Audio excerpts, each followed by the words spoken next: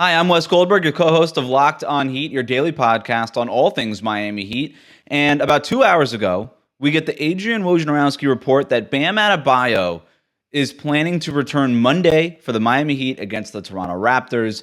The Woj bomb reading here: after an absence of 6 weeks in the wake of right thumb surgery, Miami Heat All-Star center Bam Adebayo is targeting a return against the Toronto Raptors on Monday. Adebayo has been ramping up for a return in practice, and his return comes with the Heat surging into second place in the Eastern Conference with wins in 7 of their last 9 games. Adebayo, who's averaged 18.7 points and 10.2 rebounds this season, had a December 5th procedure on his thumb to repair a torn ulnar collateral ligament.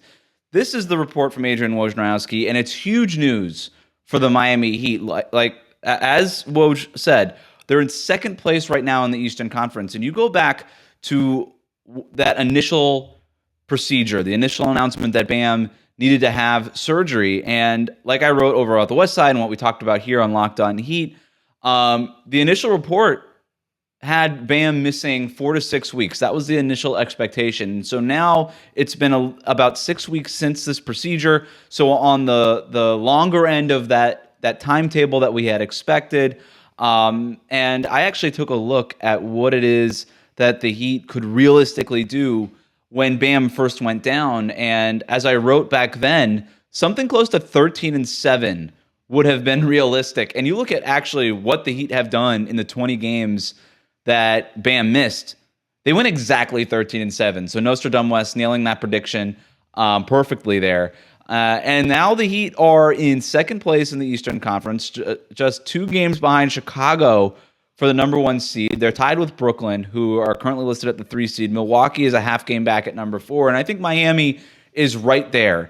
And when you consider Bam Adebayo coming back and Jimmy Butler coming back, then that's huge. That's a huge development for a team that has managed to stay in this mix, leaning on a bunch of guys who are on 10-day contracts like Kyle Guy and guys who were not supposed to be in the rotation like Max Strus and Gabe Vincent, Caleb Martin, Omer Yurtseven.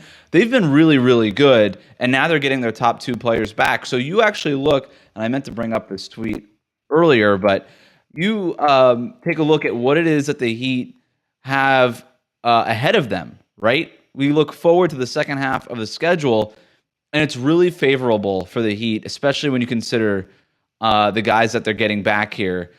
I tweeted this out this morning that the Heat, as of Monday, are going to have the 3rd easiest remaining strength of schedule in the league.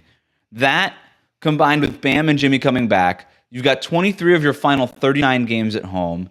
The furthest west they have to go is San Antonio. It's really hard for a team on the East Coast, especially as far east as Miami, to kind of pull off those West Coast swings. They knocked all of those out in the first half of the season. So the furthest they have to go is San Antonio. That's not really that far. And they're only about a month away from Victor Oladipo's expected return. Internally, the Heat have always looked at maybe the All-Star break in February as a potential return date for Victor Oladipo. So like I said, by Monday, the Heat, currently in second place in the East, should have their best 2 players back and only a month away from Oladipo coming back. They're well positioned to make a run in the second half of the season. You compare that to some other teams that have not, whose schedules get much harder, and I actually think the Heat are in a really good spot here.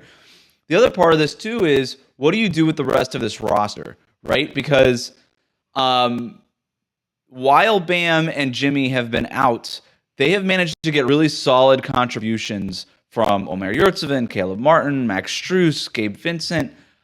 How do you continue to find guys like that playing time, while also mixing Jimmy Butler and Bam Adebayo back in? And that's another question, right? Is the Heat, in the absences of Jimmy and Bam, who are so good in the mid-range and so good at attacking mismatches in that area and in the paint, without them, they have been really relying on volume 3-point shooting. And Eric Spoelstra, time and time again, every time he's asked about this, is like, hey, we're not doing anything different. We're still driving and kicking. We're still collapsing the paint and finding open shooters. And that's a little bit true, but you just look at the raw numbers, and it doesn't necessarily back up Spo's claim, right? Like, the 3-point shooting is just simply up since without Bam and Jimmy. The Heat are a much better 3-point shooting team without Bam and Jimmy. That's not to say that they can't continue to be a good three-point shooting team when those guys come back, but they're going to have to figure it out. And it's one of the big questions that we ask on today's full-length podcast, where my co-host David Ramil and I are joined by Sports Illustrated's Ron Ned Carney. We talk about the biggest questions facing the Miami Heat at the midpoint of the season. We discussed what it would look like when Bam and Jimmy come back and how the Heat can manage the second half.